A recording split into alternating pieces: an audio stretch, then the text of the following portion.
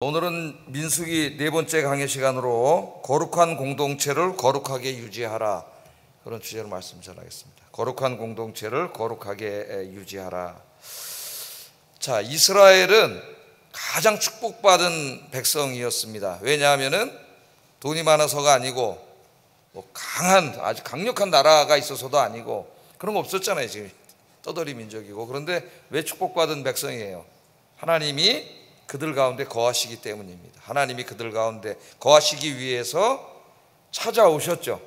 찾아오셔서 이제 그들의 길을 인도하시고 또 지켜주시고 먹을 것 공급해 주시고 하나님이 그렇게 함께 하실 것이기 때문에 이스라엘 백성들은 가장 복받은 사람들입니다. 그런데 이 하나님이 함께 계셔서 복받은 백성들인 것은 틀림없지만은 그 하나님의 복을 받아서 살기 위해서는 이스라엘 백성들이 해야 될 일이 있어요. 다른 이방 민족처럼 살면 안 되고 하나님 앞에 거룩하게 살아야 됩니다. 이게 필수적이에요. 거룩하게 살아야 된다. 왜냐하면 하나님이 거룩하신 하나님이에요. 그래서 하나님이 계속 그들과 함께 계시면서 그들의 인생을 인도해가고 지켜주시는 축복을 누리려면 그들이 하나님의 거룩을 훼손하면 안 돼요. 그래서 거룩하게 살아야 됩니다. 자, 민수기 한번 좀 이렇게 점검해 보면 1장에서는 무슨 말씀이 있었어요? 숫자로 셌죠, 숫자를. 그래서 넘버스라 그랬잖아요. 영어로 넘버스, 민수기, 백성들의 숫자를 세는 성경. 그래서 이 민수기라 그런다 그랬죠. 그래서 이제 가나안 땅에 들어가서 하나님 나라를 이제 세워 나가는데 거룩한 전쟁을 해야 되는데 그 싸울 숫자를 셌습니다. 각 지파별, 12지파별로 숫자를 세는 이야기가 나오고, 두 번째 2장에서는 이제 그 이스라엘 백성들이 행진할 때와 수경할 때 이제 수경할 때 천막을 어떻게 치고 그 진을 어떻게 짤 것인지 12지파가, 또 행진할 때는 어떤 대형으로 갈 것인지 하는 것에 대한 가르침인데, 먼저 여러 가지 우리가 살펴봐야 되지만 제일 핵심적인 것은 그 정중앙에 누가 있어요? 항상 하나님이 계시다는 거죠. 하나님이. 그래서 그때 이제 그런 설교를 했습니다. 우리 인생에 항상 우리 인생에 누가 중심에 있어야 된다 그랬어요? 하나님이 중심에 있어야지 돈이나 세상이나 사람이 있으면 망하는 인생이 된다 그랬습니다. 하나님이. 여러분 인생에 하나님 중심에 계십니까? 네? 정말이세요? 하나님 제일 사랑하세요? 아멘을 잘 안 하시는데 하나님이 중심에 있어야 되는데, 내가 이렇게 있을 때 가장 생각 많이 나고 그러는 분이 바로 여러분 중심에 있는 거예요. 여러분의 마음을 다 장악하고 있고 여러분 가장 생각 많이 나고 뭡니까 그게? 하나님이세요? 돈이세요? 아니면 세상이세요? 틀림없이 우리가 알 수가 있죠.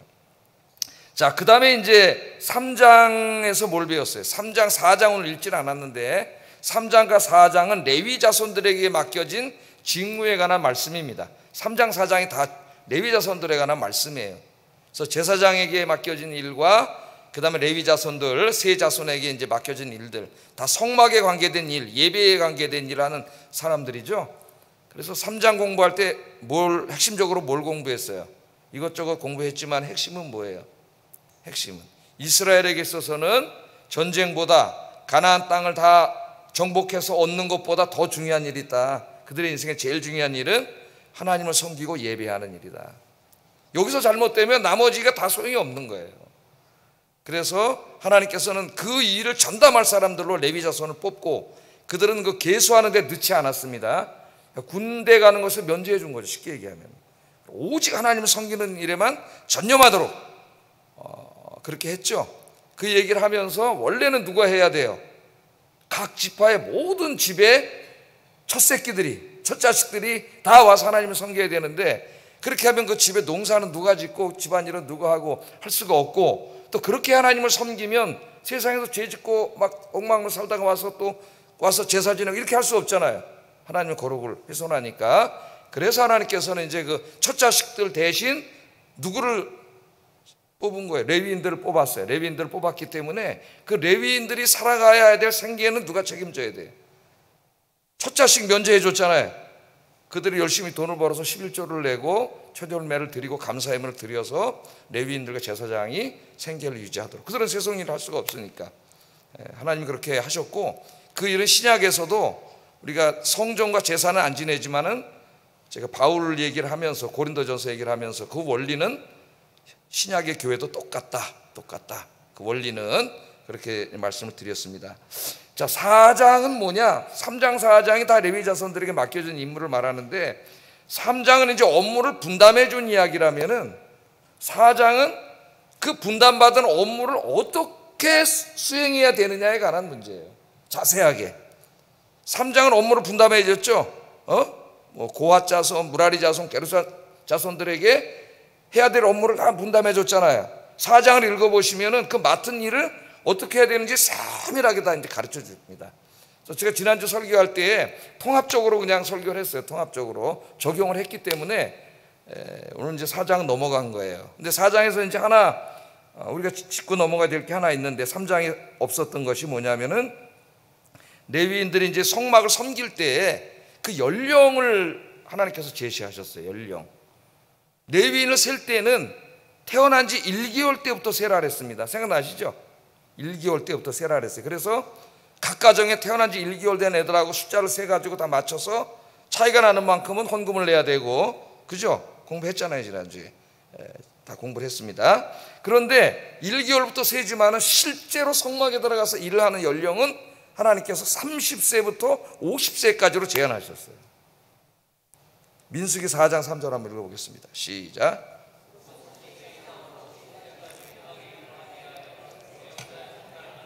모든 자를 계수하라. 아멘. 아마 특별한 이유가 있었을 겁니다. 이제 너무 어리면 하나님의 거룩을 훼손하고 방자하게 행동할 수 있기 때문에 그 연령을 30세 밑에는 하지 않게 했어요.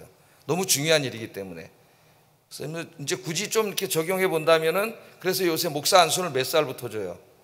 30살부터. 집사도 30살. 30살을 넘어야 이제 집사를 주고. 괜히 그렇게 다 정해놓은 게 아니고, 이제 이 구약의 이 성전 시스템에서 다 이렇게 이제 좀 가지고 온 거죠. 가지고 와서 이제 그렇게 하는데, 왜 50으로 제한했느냐? 이 당시는 이동할 때이기 때문에 굉장히 어떤 그 육체적인 힘이 요구됩니다. 더 이상 나이가 많으면은 이게 체력적으로 감당할 수가 없기 때문에 가장 왕성하고 체력적으로나 지성적으로나 이걸 감당할 수 있는 연령을 50세로 제한하셨어요, 하나님. 그래서 30세에서 50세까지. 이거 그대로 문자적으로 적용하면은 저기 하고 있어요, 안 하고 있어요, 우리가? 안 하고 있잖아요. 70세까지잖아요. 70세까지. 예? 70세까지잖아요. 이게 이제 문자적으로 적용을 하지 않는데, 이 말씀은 우리가 이제 적용해서 생각할 때 정년제도에 대해서 좀 생각을 하게 해요. 정년제도에 대해서. 그래서 우리 이제 교단을 비롯해서 대부분의 교단은 만 70세까지를 정년으로 하고 있습니다. 만 70세까지. 근데 이게 이제 만 70세 정해놓은 게 아주 오래된 일이죠. 왜냐하면 이제 그때는 만 70세 되면 거의 죽었어요. 거의 죽었어요. 그래서 70을 고이라 그랬습니다. 그때까지 사는 게 큰 기쁨이라는 뜻이에요. 70? 와, 장수하셨네? 그런데 요새는 70 그러면은 청년이네? 중년이네? 70은 아직 아무것도 안 해요. 왜? 다 90 이상 사시기 때문에. 그때 이제 정해놓은 나이인데, 이제 연세들이 자꾸 많아지시고, 지금 이제 젊은 층에서는 교회가 자꾸 이제 교회 안 나오는 층이 많아지고, 한국 교회도 이제 점점 한국 사회도 고령화되고 있지만은 교회도 이제 자꾸 이제 고령화되면서 교인들의 상당수가 이제는 젊은이보다 60, 50, 60, 70, 80 이렇게 이제 위에 시니어들이 굉장히 많아지고 있습니다. 그런 가운데 이제 있는데, 그래서 지금 우리 교단에서 총회 때마다 매년 정년 70세를 늘려야 된다는 얘기가 계속 나오는데, 투표하면 지금까지 계속 늘리면 안 된다가 이기고 있습니다. 그래서 못 늘리고 있어요. 그래서 좀 이렇게 제가 살펴봤더니 카톨릭은 이제 그 신부로 서품을 받는데, 카톨릭은 원래가 종신서품이에요. 은퇴라는 게 없습니다. 원래 카톨릭은 종신서품이에요. 근데 카톨릭도 역시 마찬가지로 옛날에는 뭐 70세는 이런 거 할 필요가 없던 이유가, 왜냐하면 70세에 다 죽었어요. 그때는 이미 너무 늙어 살아래도 못해, 옛날에는. 근데 지금 70이 굉장히 강건해졌습니다. 그래서 카톨릭 지금 보니까, 카톨릭이 지금 본당 신부라고 있어요. 본당 신부. 우리 이제 개신교로 말하면 담임 목사입니다. 카톨릭 성당들 있잖아요. 카톨릭은 하나의 교회죠. 개신교는 이제 뭐 우리 장로교 합동축 총회 이렇게 있지만은, 총회라는 거는 이제 느슨한 조직일 뿐이고 다 개교회 중심으로 돼 있죠. 근데 카톨릭은 하나의 교회예요. 하나의 교회. 주교 그 교구가 있으면 그 교구장 주교의 명령에 따라서 인사이동이 다 이루어집니다. 그래서 가톨릭은 신부가 한 교회에 와서 평생 하지 않아요. 임기가 5년 내지 6년입니다. 그리고 다른 교회로 가야 돼요. 근데 이제 주교의 허락을 맡으면 한 번 연임할 수 있다 그래. 그러면 한 10년 정도 한 교회에서 하는 겁니다.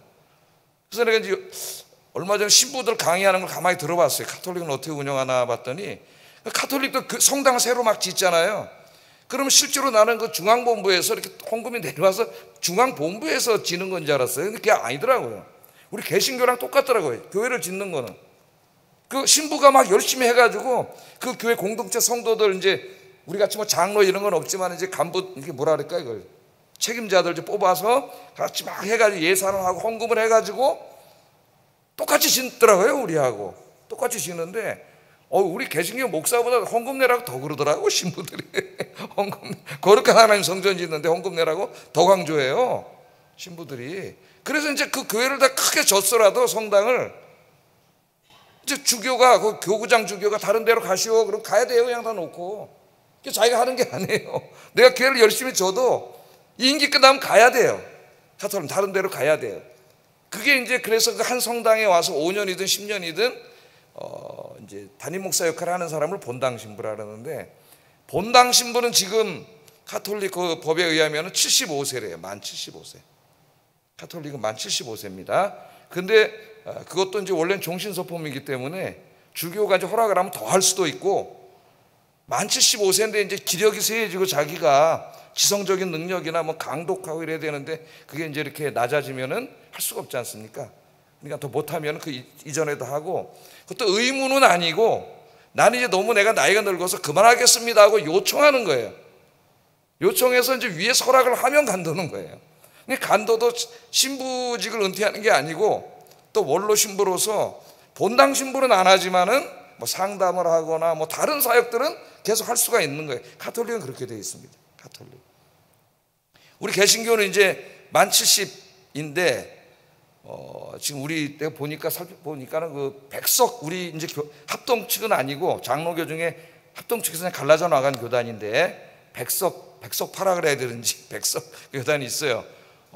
근데 거기는 2021년도인가에 75세로 이미 정년을 연장시켜 놨더라고요. 75세로. 그러니까 이게 너무 옛날에 70세면 다 죽을 때 만든 법이기 때문에 지금 90까지 다 이렇게 사는데 지금 맞지 않는다는 거예요. 교인들도 다 그렇게 되고. 다른 교단들은 계속 이제 총회 때마다, 요번에도 아마 또 나올 거예요, 헌의가. 그 얘기를 들어보니까 이제 좀 지방이나 이런 교회들은 이제 목사님이 건강하시고 아직도 뭐 70이면 지금 발라다니잖아요. 장로님들도 건강한데 은퇴를 해야 되니까 지방에나 시골에 있는 조그만 교회는 목사를 구하기가, 청비하기가 너무 어려워요. 오질 않아, 목사들이.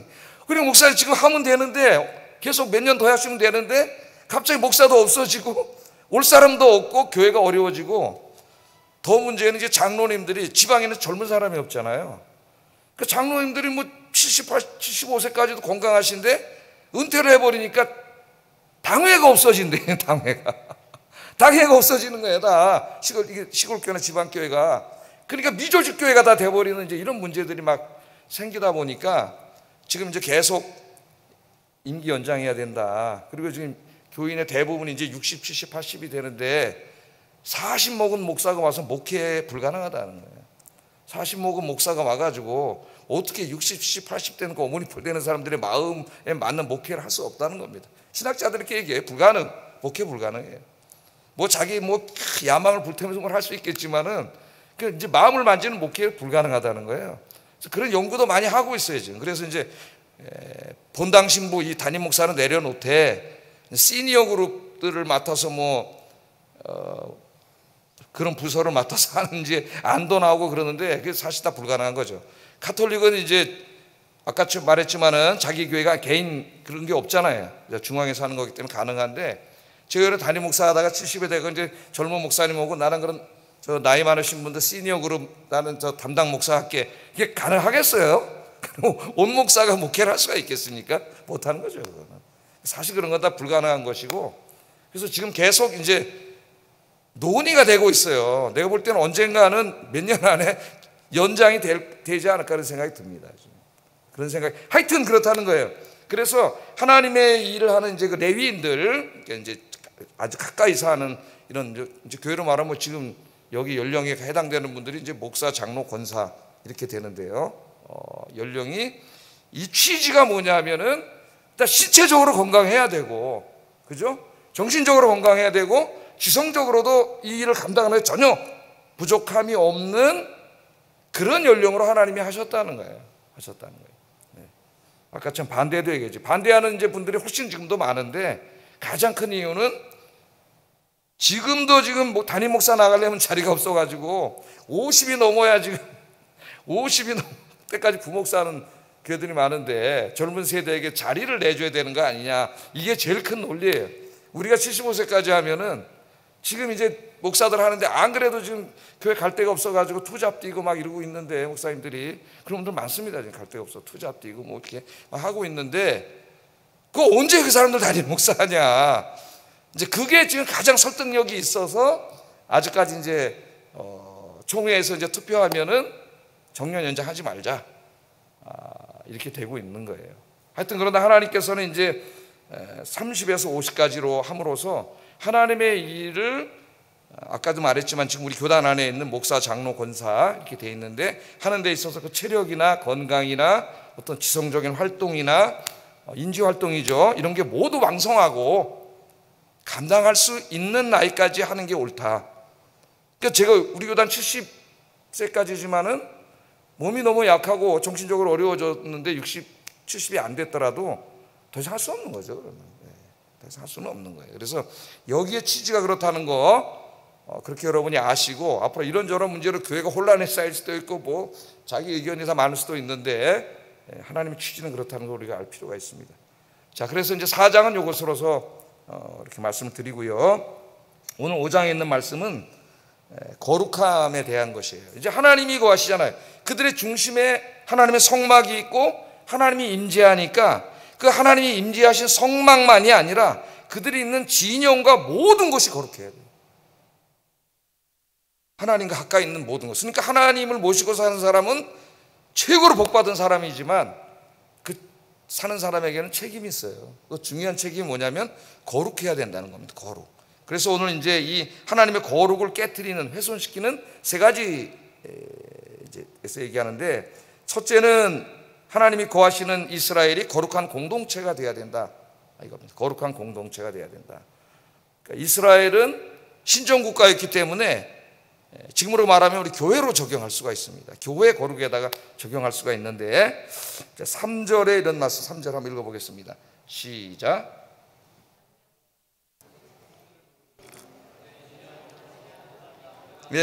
그들이 진영을 더럽히게 하지 말라. 내가 그 진영 가운데 거하느니라. 그러니까 하나님이 거하신다. 여기 강조점이 뭐예요? 내가 너희들 안에 거한다는 거 아닙니까? 그러니까 하나님이 거하시니까 그 사람들이 어떻게 하면 안 돼요? 거룩을 훼손하면 안 돼요. 더럽히면 안 된다는 거예요. 이게 이제 문자적으로는 아니지만은 상징적으로, 영적으로 이 우리 교회에 아주 중요한 말씀으로 다가와요. 하나님이 여기 거하시기 때문에 하나님의 거룩을 훼손시키면 안 되는 거죠. 이 원리는 그대로 옵니다, 여기에. 자, 그래서 그 진을 보면 다시 한번 우리가 진을 보면 이렇게 되어 있잖아요. 중앙에 누가 계세요? 회막에 하나님이 계시죠. 그죠? 하나님이 계시기 때문에 그 진 안에는 다 어떻게 해야 돼요? 다 거룩해야 돼. 거룩을 훼손하면 안 된다. 하나님 그렇게 말씀을 했습니다. 자, 그러면서 2절 한번 읽어보겠습니다. 거룩을 훼손하는 이제 첫 번째 한번 읽어보겠습니다. 시작.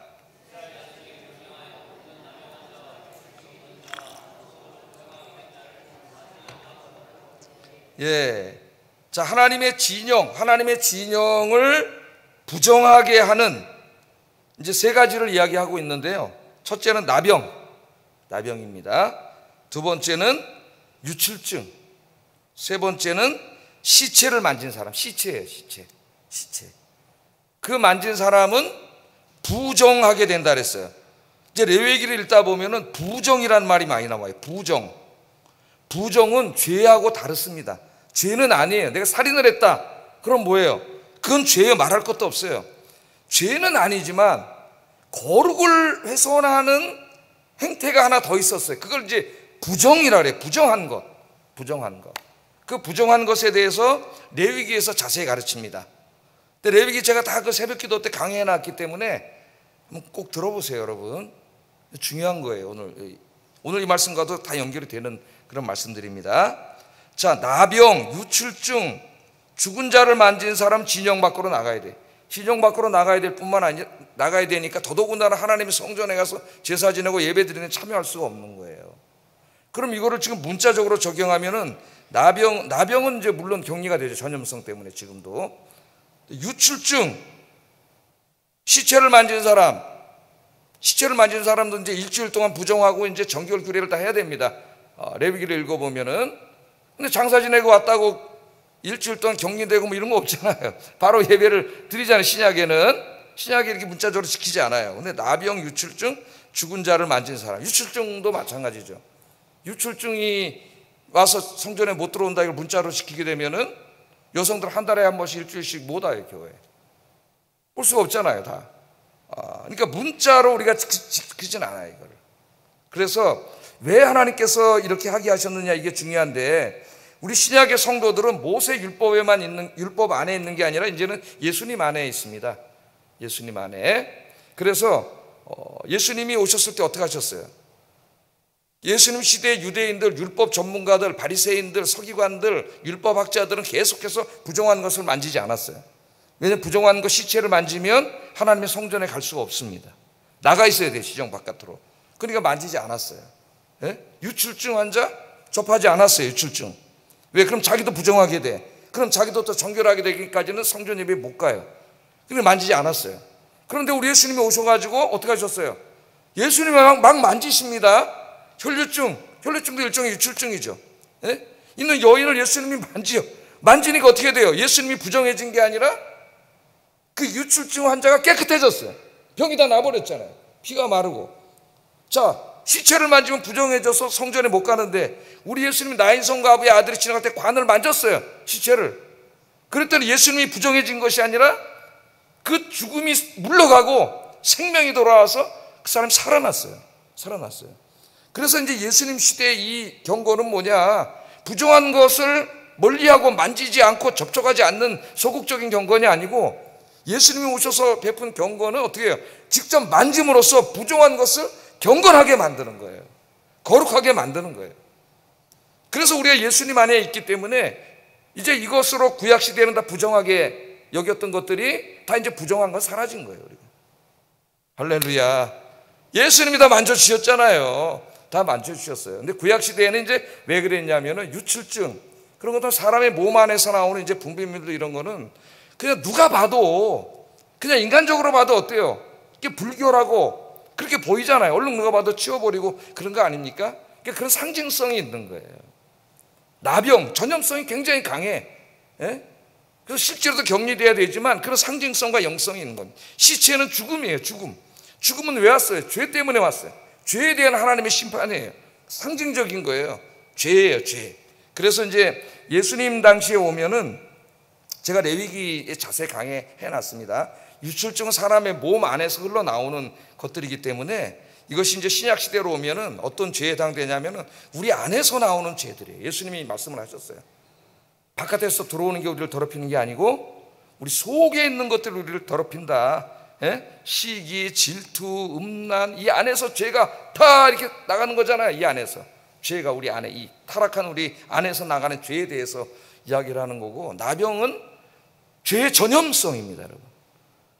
그 고린도전서 5장에 보면은 죄악은 누룩과 같다 그랬어요, 사도 바울이. 누룩이 밀가루 안에 들어가면은 어떻게 돼요? 복음의 누룩도 금방 퍼지지만 죄의 누룩도 금방 퍼져요. 공동체가 금방 죄로 오염되기 때문에 그 누룩을 교회에서 쫓아내라 그랬습니다. 도려내라 그랬죠.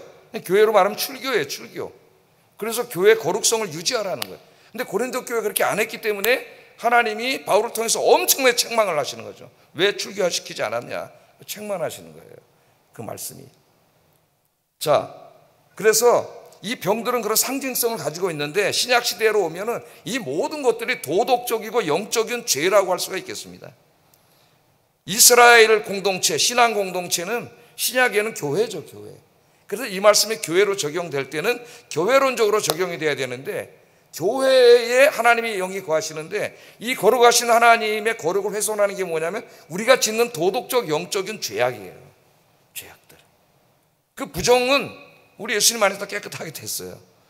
우리 죄도 깨끗하게 됐는데 이제 우리가 자꾸 죄를 짓는 거죠. 또 죄를 짓는 거예요.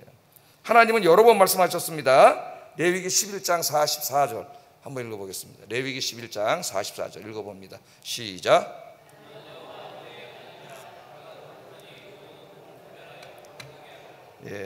내가 거룩하니 너희도 몸을 구별하여 죄짓지 말고 거룩해라, 그렇게 말씀했죠. 또 레위기 19장 2절 읽어봅니다. 시작.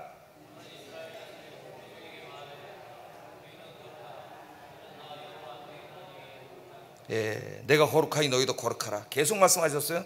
또 이 말씀을 베드로가 자기 교회에게 설교할 때도 그대로 인용했습니다. 그러니까 구약에만 해당되는 말씀이 아니라는 거예요. 베드로전서 1장 15절 16절 읽어보겠습니다. 시작.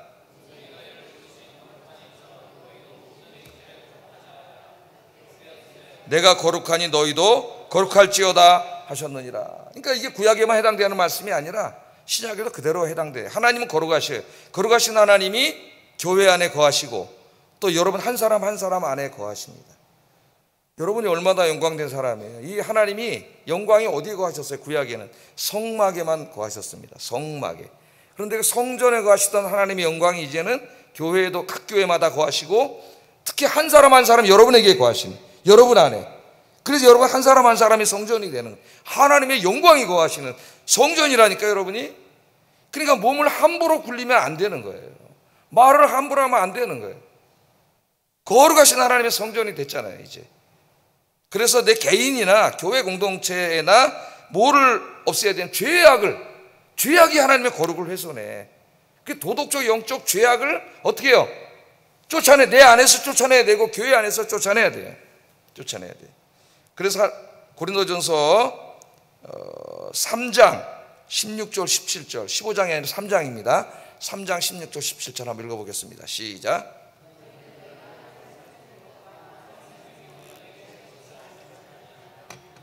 하나님의 성전을 더럽히면 하나님이 그 사람을 멸하시리라. 하나님의 성전은 거룩하니 너희도 그러하니라. 여기 너희는 한 사람 한 사람을 말할 수도 있고 그 한 사람 한 사람이 모인 교회 공동체를 다 말한다 그랬죠. 둘 다를 말할 수가 있습니다. 하나님의 성전, 우리 교회도 성전이에요. 그러니까 아연교회 안에서 도덕적 영적 죄를 다 몰아내야 돼. 그런 죄된 요소들은 다 쫓아내야 돼. 내 안에도 죄된 요소들을 다 쫓아내야 돼. 왜? 내 안에 거하신 하나님, 우리 교회에 임재 계신 하나님이 어떤 하나님이에요? 거룩하신 하나님. 그래야 하나님이 늘 우리와 함께 우리 교회 안에 함께 계시면서 이 교회 안에서 이렇게 예배드리러 오시는 여러분들 기도를 들어주시고 응답해 주시고 할렐루야 병도 낫게 해주시고 치유해 주실 줄로 믿습니다. 첫 번째는 바로 우리 자신과 교회 공동체의 거룩 이야기하고, 두 번째는 우리가 살고 있는 이 시민사회의 거룩입니다. 시민사회를 거룩하게 하는 일에 힘써야 돼요. 자, 이스라엘은 신앙 공동체일 뿐만 아니라 하나의 시민사회고 국가입니다. 국가. 아직 이 민수기 당시에는 어떤 조직과 시스템을 갖춘 국가는 아니었어요. 그냥 지금 유랑하고 있습니다. 모세라고 하는 지도자와 함께 그래도 하나님이 조직을 만들어줘서 12지파 진영을 만들고 일사불란하게 움직이는 조직을 만들어줘서 이제 가고 있죠. 아직 국가는 아니지만은 그런 게 된 거예요. 그런데 오늘 말씀을 보면은 이 하나님의 거룩, 이 만들어주신 국가를 분열시키고 깨트리고 서로 불신하게 만드는 그런 죄가, 그런 행동이 공동체 거룩을 훼손하는 거예요. 사회학적으로. 그게 뭐냐면은 우리 인간의 마음속엔 탐욕과 욕심이 나타나는 겁니다. 탐욕과 욕심. 자, 지금 당시를 한번 생각해 보세요. 지금 이스라엘 사람들이 어떻게 해요? 밤에는 어떻게 해요? 수경을 하고 거기다 천막을 치고 막 얼마나 바쁘겠습니까? 하루는 걸어가다가 이제 해 넘어간다. 오늘 여기서 잡니다. 그러면 이제 거기서 딱 집 내려놓고 천막 치고, 레위인들은 저희 가서 성막 치고, 그러다 뭐 한 일주일 있을 수도 있고, 또 하나님의 구름이 머무르면 머물러 있다가 또 떠나면 떠나가고, 이제 하나님 인도하시는 게 따라가는 거잖아요. 예? 그렇게 막 하다 보니까 어떤 일이 발생할 수 있어요. 이제 간단하게 생각해서 막 바쁘게 서로 이제 천막 치고 텐트 치고 그러다 보면은 옆집을 보니까 저거 막 푸는데 짐 풀어놓고 뭐 좋은 거 있으면 어떻게 해요? 저거 갖고 싶은 욕심이 확 생기겠죠. 그럼 어떻게 해요? 안 볼 때 다 바쁘잖아. 정신이 없잖아요. 이거 할 수 있단 말이에요. 이거 할 수가 있어요. 가져갈 수가 있어요. 가져갈 수가 있어요. 뭐 남자분들은 군대 생활해 본 분들은 다 알겠지만은, 요즘은 뭐 안 그러는지 모르겠지만 저 때만 해도 군대 생활할 때, 하여튼 하성이도 군대 생활할 때 그런 일이 있었는지 모르겠는데, 런닝구, 팬티, 양말을 훔쳐갑니다. 언제 훔쳐? 빨면은 이제 저 빨래에다 쫙 널어놓잖아요. 한 중대병력이 100명이 넘는데 널어놓으면은 이제 그걸 훔쳐가는 놈들이 있어요. 그래서 빨래하고 지켜야 돼. 그거를 지켜야 돼. 훔쳐가나 안 훔쳐가나 지켜요. 예? 이걸 하성이 때가 그랬냐? 안 그랬대잖아요. 지금 부자 나라가 돼서 안 그러는데 우리 때는 훔쳐가. 그래서 이거를 막으려면 어떻게 되냐면 이 양말에다가는 무좀 이렇게 써놓습니다. 무좀. 절대 안 가져가요. 왜? 그거 무좀 걸리잖아. 예? 그래서 또 런닝에다는 옴이라고 써놔. 옴. 그러면 안 가져가요. 거짓말일 수도 있지만은 찝찝해서 안 가져간단 말이죠. 그 옴이라고 써. 크게 어떤 놈은 옴 이렇게 써서 무좀. 그것도 보급이 이제 시원치 않다 보니까는 그냥 훔쳐간단 말이에요. 훔쳐가. 진짜 도둑놈은 이제 신병 들어오면 새 군복 훔쳐가는 놈이 있어요. 워커까지 훔쳐가요. 워커까지 새거. 지금 낡았으니까 새거까지 훔쳐가고, 군대 가면 또 도둑놈이 많아요. 도둑놈이. 예? 눈으로 보니까 별거 아니지만은 이렇게, 예? 정신 없을 때 이제 가져가는 거죠. 가져가는 도둑. 그러니까 이때도 그런 일들이 비재했을 거예요. 근데 그런 것 하나가 발생하면 작은 거지만은 큰일 나는 거죠. 서로 이제 의심을 하게 되고, 저 새끼 안 가져갔나? 눈여겨 봤는데, 맨날 탐냈는데, 그러면서 이제 서로 의심을 보게 되고, 이제 난 안 가져갔어. 싸우기도 수도 있고, 그러다 보니까 이제 그 텐막에서 한번 보자고 갔더니 거기 있네? 그러면 이제 어떻게 되게 작은 거 하나 때문에 이 사회가 다 깨지는 거예요. 분열이 일어나고, 불화가 일어나고, 그 망하는 거예요. 그 사회가. 가는 도중에. 그게 뭐예요? 사회학적인 거룩이 깨지는 거예요. 윤리적인 거룩이 깨지는 거예요. 자, 그렇게 되면 안 된다. 하나님이 그렇게 말씀을 하는 거죠. 네, 그래서 6절에 보면은 이스라엘 자손에게 이르라, 남자나 여자나 사람들이 범하는 죄를 범하여 여호와께 거역함으로 죄를 지었으면. 자, 예를 들어서 한번 그렇게 해봅시다. 저 좋아서 내가 슬쩍 갖다 놨는데 네 가져갔지? 안 가져갔어? 내 들어가 찾아볼까? 찾아봐. 그랬더니 저 밑에 뒤져보니까 저기서 나왔어. 이런 경우가 발생할 수 있잖아요. 예? 이런 도둑놈이 시키고 이제 막 그럴 거 아닙니까? 여러분, 관계는 깨지고. 자, 그래서 하나님께서 명령을 하셨는데 7절 이렇게 명령을 하셨어요. 한번 읽어보겠습니다. 시작.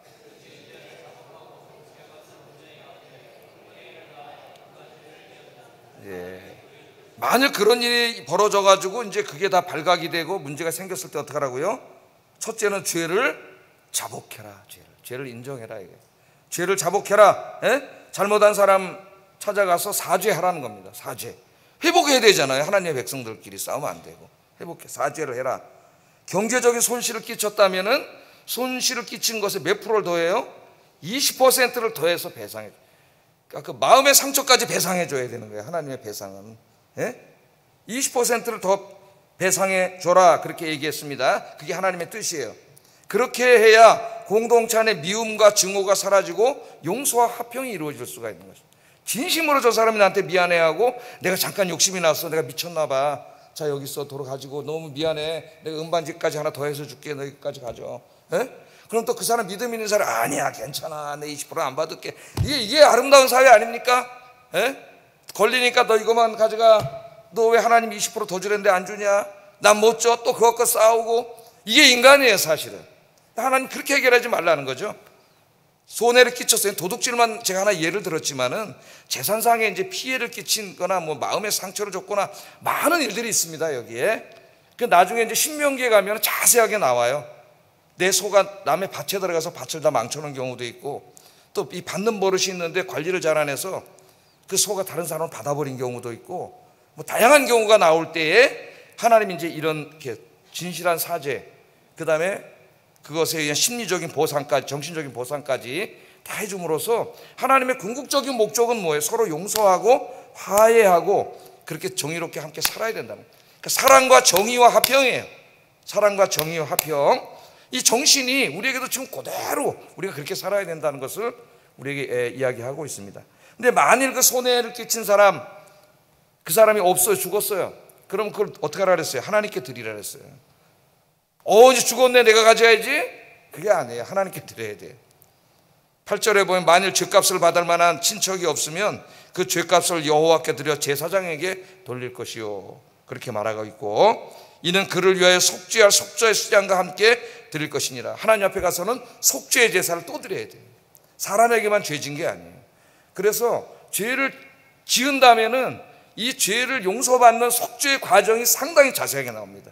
먼저 내가 그 사람 찾아가서 죄를 자백하고 용서를 구해야 되고, 그 사람에게 손해를 끼친 모든 것을 물어줘야 되고, 거기다 20%까지 더해서 다 물어주면서 사죄해야 되고, 그 다음에는 어떻게 해야 돼요? 하나님 앞에 나와서 속죄 제사를 드리면서 하나님 앞에 통회 자복해야 돼요. 죄는 그렇게 가볍게 넘어가는 게 아니에요, 여러분. 그렇기 때문에 예수님이 십자가에서 처참하게 죽으신 거예요, 우리 대신에. 죄를 가볍게 여기면 안 돼요, 여러분. 자, 물론 우리 지금 대한민국은 이스라엘이 아닙니다. 이스라엘은 신정국가였지만은 우리는 신정국가가 아니에요. 왜냐하면 우리나라 불교도가 더 많이 살아요. 다른 종교도 많이 살고 다 섞여 살기 때문에 하나님의 율법의 말씀을 대한민국 헌법을 만드는데 그대로 적용할 수는 없습니다. 미국에서 1960년대에 그런 운동이 일어난 적이 있었어요. 이게 크리스천 리컨스트럭셔니즘, 그러니까 기독교 재건주의 운동인데, 미국 사회는 어느 정도 기독교 사회잖아요. 미국 사회 1960년대니까 더욱더 그럴 때입니다. 미국 헌법을 하나님의 율법의 말씀에 기초해서 만들어야 된다, 이렇게 주장하는 기독교 운동을 한 사람들이 있었어요. 이 크리스천 재건주의 운동이라고 하는데 신율주의 운동이라고 합니다. 그럼 예를 들면 율법대로 하면 어떻게, 간음한 여인 어떻게 돼요? 사형이에요. 사형. 돌로 때려 죽여야 돼요. 사형이에요. 예? 그럼 지금 저 이슬람 교도들이 더 하나님 말씀대로 지키고 있는 것이죠. 그런 운동도 있었다는. 그러나 그들이 잘못 생각한 게 미국이 신정국가는 아니라는 거예요. 그러나 우리들이 그리스도인으로서 이 땅에 살아가면서 아까 제가 세 가지를 말했잖아요. 정의와 사랑과 화평, 이것을 실천함으로써 우리 대한민국이 하나님 앞에 거룩한 나라가 되도록 하는 일에 힘써야 된다. 힘써라, 그렇게 적용이 되는 거예요, 이 말씀이. 예수님이 너희는 세상의 빛과 소금이 돼야 된다. 이 세상의 정의와 사랑과 평화가 이루어지도록 힘쓰는 소금과 빛이 돼야 된다. 네가 소금과 빛이 되라 그랬으니까 남 보고 손가락질하기 전에 먼저 그리스도인들이 그렇게 살아라 그 말씀이죠. 그렇게 살아라. 그래서 여러분, 어느 이렇게 교단이나 교회 보면은 부산 성시화 운동 이런 게 있잖아요. 그게 다 이런 데서 나온 정신입니다.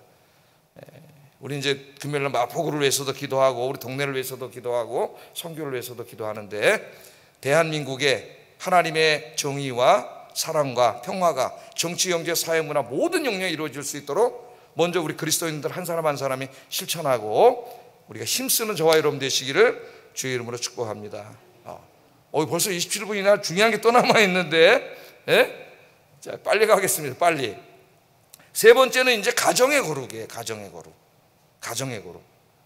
그러니까 그 사회의 가정은 세포단입니다. 그 사회가 거룩하기 위해서는 결국 한 가정 한 가정이 다 거룩해야 돼요. 근데 이 거룩, 가정의 중심은 부부이기 때문에 오늘 하나님이 다루는 문제는 부부 문제예요. 부부 문제.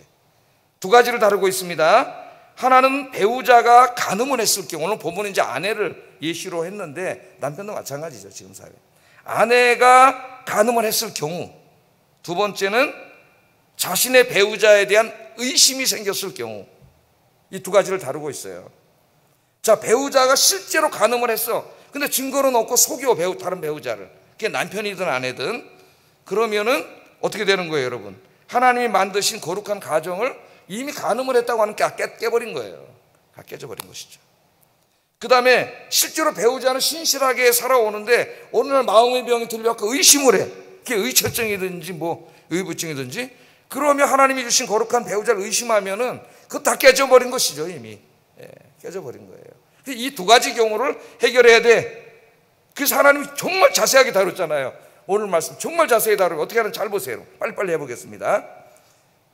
첫째는 남편이 아내의 정절을 의심하고 있는데 실제로 간음을 했어요, 아내가. 근데 속이고 있는 거예요. 아내 따라 발뺌을 하고 있는 거죠. 그런 경우에 어떻게 되느냐?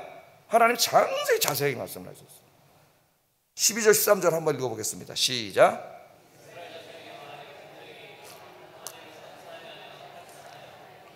신의를 저버렸고 한 남자가 그 여자와 동침하였으나 그의 남편의 눈에 숨겨 드러나지 아니하였고 그 여자의 더러워진 일에 증인도 없고 그가 잡히지도 아니하였어도. 아니한 거야 하니까 이거 증거가 없잖아요. 이거는 증거가 없어요.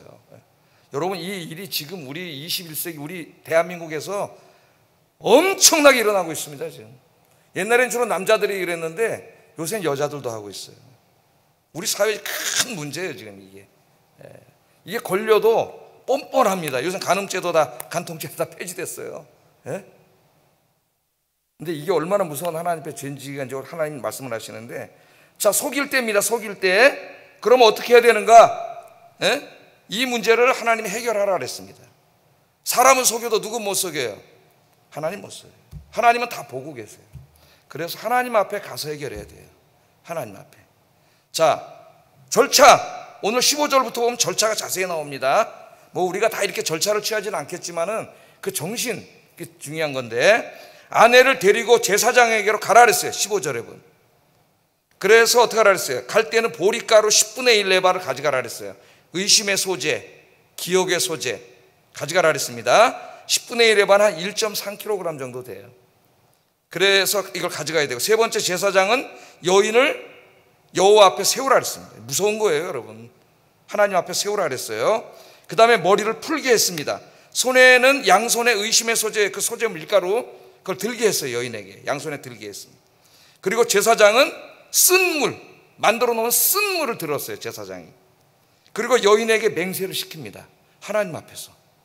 무서운 거죠. 여기서 거짓말하면 큰일 나는 거예요. 맹세를 시켜요. 뭐라고 맹세시킵니까? 19절 22절인데, 여인에게 맹세하게 하여 그에게 이르기를, 내가 네 남편을 두고 탈선하여 다른 남자와 동침하여 더럽힌 일이 없으면 저주가 되게 하는 이 쓴물을 네가 마시더라도 해독을 면하리. 해독은 독이 해제된다는 말이 아니고, 번역을 좀 이상한 말로 해. 해독이라니 헷갈려. 독이 퍼져서 해가 되지 않는다는 거예요. 독이 퍼져서. 그러니까 데려왔는데 정말 네가 간음을 안 했으면 이 쓴물을 먹어도, 저주의 쓴물을 먹어도 아무렇지 않다는 거예요. 그러나 내가 네 남편을 두고 탈선하여 몸을 더럽혀서 네 남편 아닌 사람과 동침하였으면 제사장이 그 여인에게 저주의 맹세를 하게 하고 그 여인에게 말할지니라. 그러면 저주의 맹세를 시켜요. 내가 하나님 앞에 거짓말이라면 어쩌고 저쩌고 어떻게 하겠습니다. 맹세를 시키는 거예요. 하나님 앞에서. 그러니까 이제 여기에 가면은 거짓말 못 하겠죠. 더 이상. 자, 여호와께서 내 넓적다리가 마르고 내 배가 부어서 내가 내 백성 중에 저주거리 맹세거리가 되게 하실지라. 이 저주가 되게 하는 이 물이 내 창자에 들어가서 내 배를 붓게 하고 내 넓적다리를 마르게 하리라 할 것이요 여인은 아멘 아멘 할지니라. 이걸 이제 자기가 맹세해야 돼. 하나님 앞에서 이렇게 심판을 받겠다고. 그럼 제사장은 저주의 말을 두루마리에 다 써. 이 여자가 지금 읽은 대로 한 말을 써가지고 그 쓴 물에다가 집어넣어요. 말아요. 그 24절에 나오죠. 그래서 24절에 보면 그 쓴 물을 마시게 해요. 만일 여인이 간음 안 했으면은 아무 문제 없습니다. 그냥 쓴 물 먹어도. 그런데 거짓말을 했으면 어떻게 돼요? 저주대로 돼요. 저주대로 돼서 아까 27절에 있는 말씀처럼 그 물을 마시게 한 후에 만일 여인이 몸을 더럽혀서 그 남편에게 범죄하였으면 그 저주가 되게 하는 물이 그의 속에 들어가서 쓰게 되어 그의 배가 부르며 그의 넓적다리가 마르리니 그 여인이 그 백성 중에서 저주거리가 될 것이다. 저주한 대로 된다는 겁니다. 하나님 앞에. 자, 그러니까 이거는 뭡니까? 지금 부정한 짓을 했잖아요. 근데 아무도 본 사람이 없어. 그러니까 남편을 속여. 그러나 하나님을 속일 수 없잖아요. 하나님 알고 계시잖아요. 하나님은 다 보고 계셔요. 하나님. 그래서 하나님 앞에 가서 이 맹세를 하게 하고 이 문제를 해결하라는 거예요. 여기 배가 부으며 넓적다리 기관, 이건 다 이게 어떤 여성의 생식기관에 대한 상징어입니다. 상징어들이에요. 여기에다 하나님의 저주가 임한다는 거예요. 저주가. 자, 이 간음죄에 대한 하나님의 심판, 강조점은 두 가지가 강조되고 있는데, 첫째는 자기 배우자에게 성적으로 신실해야 된다는 겁니다. 신실해. 한 결혼을 했으면 이제 서로에게 신실해야 된다는 거예요. 이게 제일 중요한 강조점이에요. 왜? 아니, 내 남편 모르게 바람핀 사람 많잖아요. 내 아내 모르게 바람피는 사람 많잖아요. 엄청 많습니다 지금 여러분. 그러고 안 그런 척하고 살아요. 그러나 그게 아무것도 아닌 게 아니에요. 누가 보고 계세요? 하나님이 다 보고 계세요. 하나님. 그것이 하나님 앞에 얼마나 큰 죄인가를 하나님이 우리에게 가르쳐 주는 거예요. 구약 같으면 이렇게 해야 돼요. 당장 도통이 납니다. 하나님 앞에. 신약이 이렇게 나지 않지만 그걸 알아야 되는 거죠. 신실해라, 신실해라. 잠언 6장 32절 33절에 여인과 간음하는 자는 무지한 자라. 이것을 행하는 자는 자기의 영혼을 망하게 하여 상함과 능욕을 받고 부끄러움을 씻을 수 없게 된다. 그렇게 말씀하고 있습니다. 하나님은요, 이 부부가 결혼한 다음에 서로 사랑하고 살기를 원하십니다. 부부가 서로 사랑하고 서로에게 성적으로 신실하고 그렇게 결혼의 서약을 지키면서 사는 게 뭐예요? 가정의 거룩의 제일 중요한 핵심이야. 핵심. 아시겠죠? 핵심이 거기에 있어요. 아내와 부부가. 그래서 잠언 5장 18절 21절 한번 읽어보겠습니다. 시작.